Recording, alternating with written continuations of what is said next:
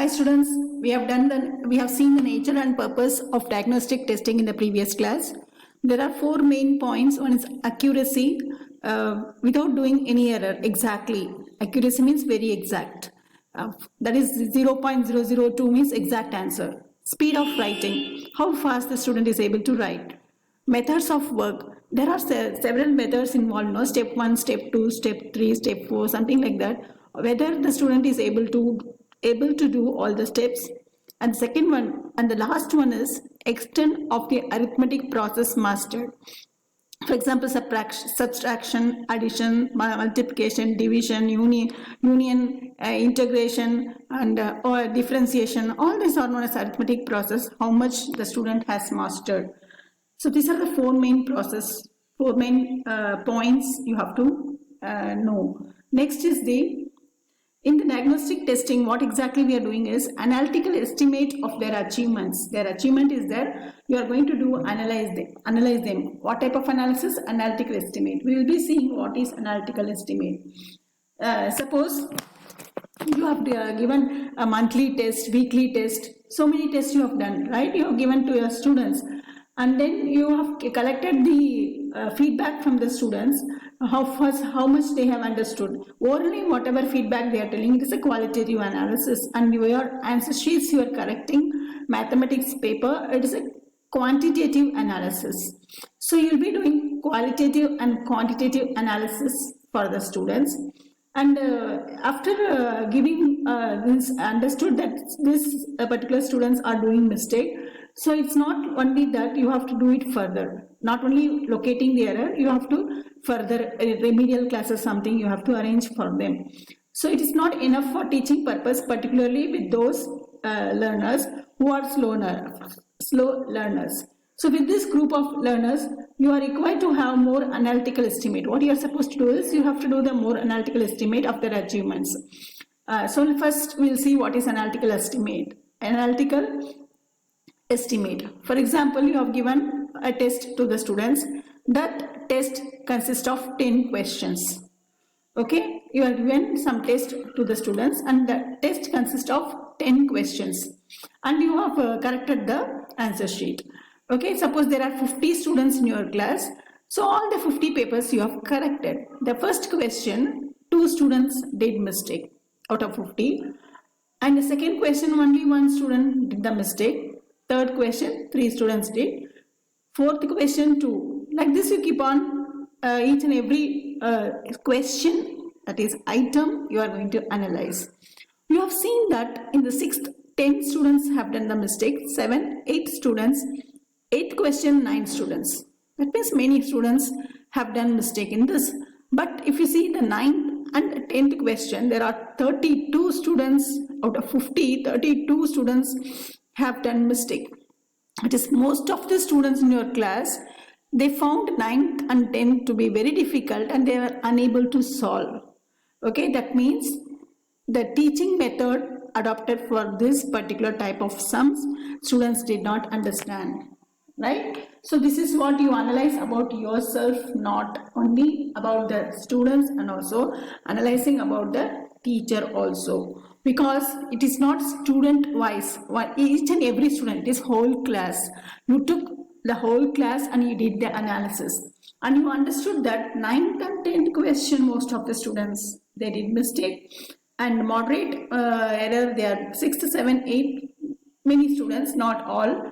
Okay, so this is what analysis you did. So what you have to do is, whatever instruction material you have given, you have to increase the quality. Okay, so you can reteach it. 9th and 10th type of questions you can reteach the students, the whole class. And 6, 7, 8 you can ask them for remedial teaching, and those students you can call for remedial coaching. So like this, your decision you are doing after giving the diagnostic testing. Okay, so this is known as analytical. Okay, what do you call this? Analytical estimate. Okay, this is what I have told you. This is known as the analytical estimate. So you try analytically doing some work, right? You are going to locate the specific pinpoint, the specific kind of mistake the students are making. This analysis is based on the data of performance So you're using the students data, the answer sheet, that is working as the data for you, and their performance, you are seeing their performance, total students performance, and it is not your own teacher's opinion, okay, and you are interpreting the result, okay, as students, as a group you took and you interpreted the result, and each and every student, single student by student also you analyzed and you understood these are the mistakes are done, right? So in short, this is what we understand about, okay, diagnostic testing. Now steps and stages in diagnostic testing, that is also very important. So next step we are going to you are going to learn is steps and stages in diagnostic testing. Okay, what are the steps and what are the stages? The essential steps, I'll write it down, the essential steps.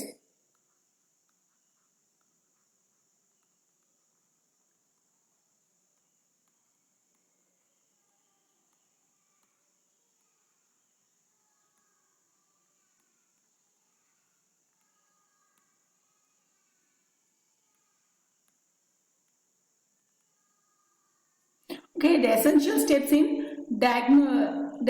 steps in educational diagnosis. Okay, what are the first step? The first step is identifying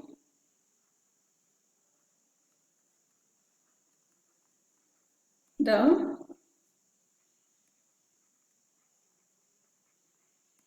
students who are having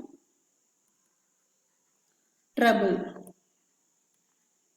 or need help. Okay, second one is locating the errors or learning difficulties.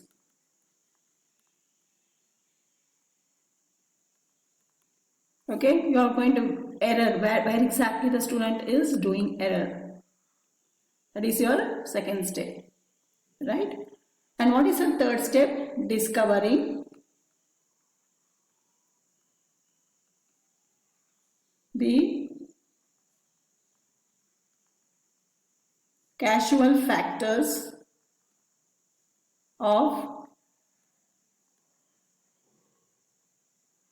slow learning. Why this slow learning occurs? What is the reason behind it? These are the things you are going to see. The first one is identifying students who are having trouble or need.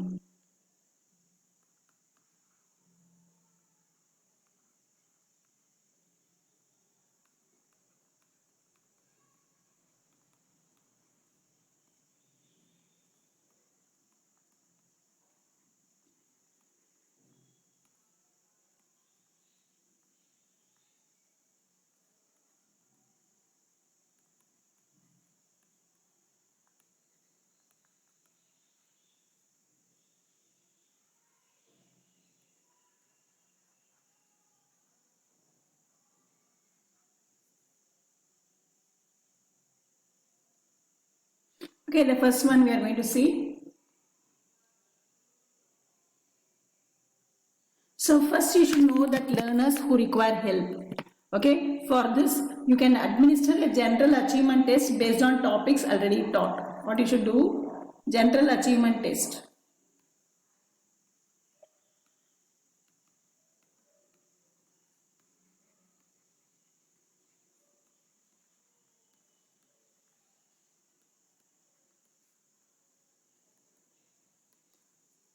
Okay, then evaluation, after evaluation you will be in a position to make list of students who are below average. Okay, after evaluation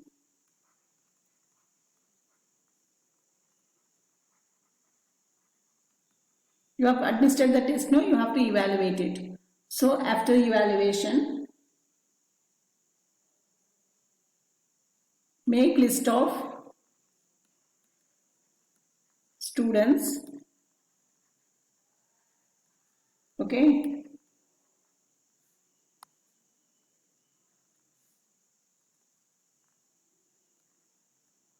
who are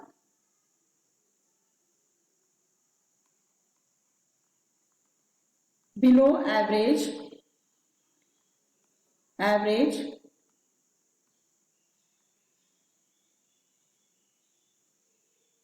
or above average.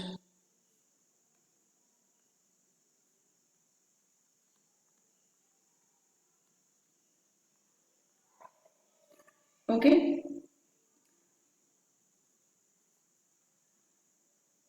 Next is locate the area.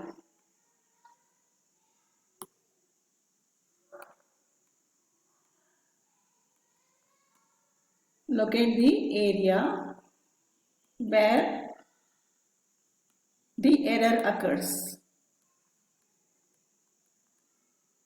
Where the students are doing error. Okay. In order to make deeper insight into the pupil's difficulties. So you will understand that where exactly the student is doing mistake, why they are doing all this deeper insight you will understand, provided you did this step properly. Next comes the second step, right? What is the second step? Locating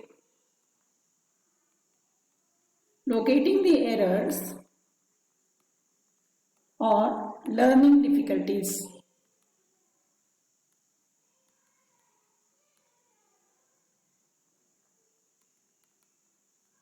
Okay, what you are going to do? Locating the errors or learning difficulties. After identifying the students who need help and visualize the necessity of additional instructional material to improve the quality of learning, your main role is to find out the area where the learner commits mistakes or which is the area where learning difficulties. Okay, you have to locate exactly where the learning difficulty is there for the student. Okay, for example, you are analyzing the answer sheets of the students. This is what you got it, right? I'm repeating again. That is, you identified, okay, these are the students who need help. And then after identifying this, what you are going to do is, what are the additional instruction material you are going to prepare so that your quality of teaching increases, okay, so that the learning occurs properly. Then you have to locate the where exactly the students are doing mistakes, where the mistakes is committed, okay, the area where the learning difficulty occurs. So that for that only we are trying to understand. Now we are again correcting the answer sheets of paper, students paper. So students answer sheets you are correcting 3 by 4 plus 5 by 4. The student has written 8 by 4. Yeah, there is no problem in this. So answer is correct. Second question is 2 by 3 plus 5 by 3. 7 by 3. Again, no problem. The answer is correct. Now, third question. Okay. So like this similar type of question I am not writing. So similar type of question where the denominator is the same, student is able to do it, right? Now the question is where the mistake is there, that particular question I am writing, that is 1 plus 3 by 4, right? 1 is the whole number, right? Complete number. 3 by 4 is a fraction. What the student has written is 4 by 4, right? Can you see this 1? It is a complete number. And student has taken it as some sort of, it's a fraction, okay? 3 is a fraction, okay? And student has written here answer as 4. So here exactly the mistake occurs, right? One more mistake, I'll write it down. Where the student, I'm not writing the correct answers. So 2 correct answers I have already written, okay? And here another question, 1 plus 3 by 4 I've already written.